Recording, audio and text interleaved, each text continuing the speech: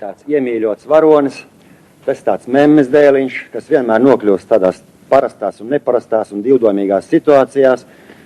Nu, un šoreiz šim dēliņam ir tā nelaime, ka viņam ir uzdota mīkla, par ko tad viņam īsti vajadzētu kļūt un kur viņam vajadzētu strādāt. Nu, mamma, protams, viņa saka, nekur citur, viņa saka, es strādātu uz rūpnīcu. Strādnieks rūpnīcā nopelna 3 tik cik inženieris un drusku mazāk nekā apkopēja 3 vietās uzreiz. Nu, ņem un iekārto man vietējās rūpnīcas filiālē, tehniskajā kontrolē. Nu, es atnāku, es vaicāju, kas man jādara. Šie saka, jāsit uz produkcijas zīmogs, pirmā šķira. Es vaicāju, bet kā es zināšu, kur ir pirmā šķira un kur nav? Un šie saka, nu, tas ir šausmīgi vienkārši. Aizver acis un sit. Viņi saka, kam trāpīs, tā būs pirmā šķira. Vispār, ja viņi saka, laidīsim pa augstāko. Es saku, nu jā, es saku, atraduši antiņu. Es saku, vispirms sitīšu es, bet pēc tam tie pircēji sitīs man.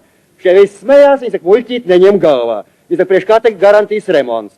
Viņi saka, pircēji šitam remontam būs izgājis cauri, te viņš pat anatomijas kabinetā pa skeletu vairs nevarēs strādāt. Viņi saka, kauliņš pie kauliņa vairs neturēsies. Es pārpūles bruks kopā tā kā veca vistu kūtiņu. Nu, ja man tā saka, es ņemu zīmogu, aizver acis un situ. Nu, sit tikmēr, kamēr muti savs. Skatos, karafi ir, bet glāzīts nav. Kāds aiznesis projām. Nu, es pusdienas pārtraukumā es taisnā ceļēju uz trauku bodu. Ietējā trauku bodē, mammīt mīļā.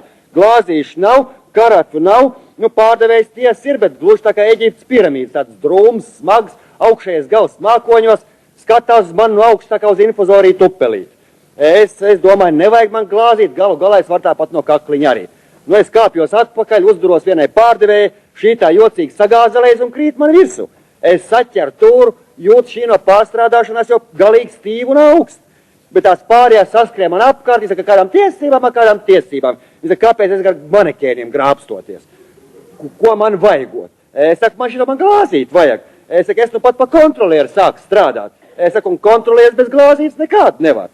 Mīļie, ziniet, vāzes, nograb servīzes, nošķina, pēkšņi man pretī nostājas viss bodas kolektīvs. Acis pret acis, zobs pret zobu, profils pret profilu. Bet vien tāda dāmiņa, tā kā 2 leduskapa vaļajām durtiņam kopā, smaida man, viņa saka, dārgo kontrolieriet, daudz kontrolieriet, par jums jau zvanīja, mīļo kontrolieriet, nāciet dziļāk. Nu, ieved mani palīk tāpā, bet tur kā tik visa tur nav. Šitie nēģīši, lasīši, šitās zivju oliņas, nu, sarkanie ikri kristāla vāzītais. Nu, tautas valodā runājot deficītā. Nu, bet tās dubult leduskapus, tas tā sīrupaini smaida un bāž man kabatā aploksni. Bet tā aploksne kaut kas čauks pa iekšu. Es saku, piedodiet, bet tā pastkastīt, tā taču jums ārpusē pie sienas. Bet dāmiņa saka, šitā esot vēsturīt viņas karst mīļotai vecmāmiņai, ka veikalā viss esot labākajā kārtībā. Viņa saka, tu pats varēsi pēc tam iemest. Nu, es domāju, nevēl jau avīzes raksts par šitām pat jaunajām tradīcijām. Tikai kāpēc man veikalā apsveic, varbūt šefības kārtā. Nu, bet tās šefes, viena smērē ikru maizīt, otra lej glāzīt pilnu, bet tāds blondais grēks vaicā, ko es īsti gribot. Es saku, es glāzīt gribu. Nu, šī dziļāk iekšā noliktavā iznes man glāzīšu komplekts. Viņat mīļa spīd un laist tās tīrais kristāls. Šitāda man tikai pie mammas radiem un lielos svētkos vien redzēs. Es saku, es šitādi nemaz tā pa bautu vēl nevaru ņemt. Es piezvanīšu mammai vai radinieki neapvainosies, ka mums arī būs. Es saku, un pie reizes iemetīšu vēstuli mīļotai vecmāmiņai. Nu, pārdevējs smējās, viņa saka, es esot jauns, bet jau kolosāli slīpēts. No manas dienās izaugšot, nu, šausmīgi labs kontrolieris. Bet tā blondā saka, viņa saka, ej un nāc atpakaļ, es tev precēšu nost. Nu, es izēju iemet vēstuli, piezvanu mammai, mamma saka, ja man tādu laimi piemeklējas tev, ņemot un nevaicājot. Es eju atpakaļ, es saku, mamma atļauj, es varu ņemt. Nu, šī saka, nu, tad mēs tev dāvinām. Uz to viens derēja. Es saku, bet man pusdienlaiks cauri, es vairs nevaru to viens derēja. Man jāķers pie kontrolēšanas.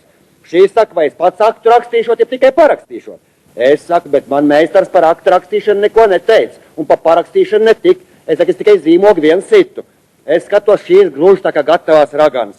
Nu, kā tai dziesmā, sit dūri pie krūtīm, sit dūri uz gaudu, nu, tikai slot vien trūks. Nu, laikam tāpēc, ka kāds nevar veikalā dabūt. Kas tāds esot? Es saku, nu, šitais, nu, kontrolieris, nu, tehniskajā kontrolē, te pat šefības uzņēmumā. Šīs brēc saka, tikai tehniskais kontrolieris, nevis normāls kontrolieris. Viņš saka, tā mēs tev šefības kārtībā sitīsim. Nu, bet tas blondais grēks, tas sāk brēkt man virsū, pilnīgi tā kā mammu uz papu. Kāpēc nevarat plānot dzimstību? Vai tādas, kā es vispār nelaistu pasaulē? Es saku, mamma jau varbūt, ka negribēja arī. Es nezinu, bet tā iznāca. Bet tā dāmiņa jau pilnīgi tā kā sarūsējas autiņš, viss vienos pleķos. lai dot aploksni. Es saku, es nevaru dot aploksni. Es saku, tagad jāgaida, kamēr vecmāmiņa saņems. Bet tā dāmiņa jau pilnīgi histērijā. Šai vecmāmiņa vesot sen kapos. Šī mans dēļ arī tur nokļūšot. Jo aploksnē bijuši 100 rubļi kukuls kontrolierim. Ja neatdošot tā labtas, šīs izkratīšot ar varu. Nu, paķer mani, apgriež otrādi un sāk kolektīvu kratīt. Nu, paldies tiem šuvējiem brāķi saražojuši. Manām biksēm viss pogas nost, es no biksēm laukā un jošu, kur deguns rāda. Vienā sporta biksītēs. Bet viss tā vārda manām biksēm rokās man pakaļ. Skatos uz stūru stāv divas tādas pārziedējušas pienenītes. Es saku, vai mildi, skaties, laikam atkal deficīti izmetuši, ka tā jož. Bet otrā saka, nē, mīļā, tā ir veselības grupa, šie no infarkta mūk projām. Un tas sporta biksīties pašā priekšā tas treneris. Nu, bet ziniet, kas tur par mukšanu, kas tur par trenēšanu, ja man pašam no šās skriešanas infarkts te piemetīsies. Pēkšņi skatos nāk miesīgais mammuts, skrien pie šā, es saku, glāb, mīļā. Es saku, nezināju, ka kontrolieriem darbs ir pat kā sapierim. Nezinu, kurā brīdī ies gaisā. Nu, bet tās dāmiņas arī tikmēr klāt ieraug mammuts, sveiki, labdien, izrādās paziņas. Vārdu sakot, mamma visu nokārtoja, bet tā dāmiņa, tas dubult ledus skapis, tas mammai gan pateica. Vai man no tā kontroliera amata živai ņemot nost. Es, lai gan īsti Jāņtārpiņš ar savu kontroliera amatu veikalvēšanu tādas ziepes varot ievārīt, ka visa patērētāja biedrība 3 gadus mazgāsies un vienalga tīra netiks.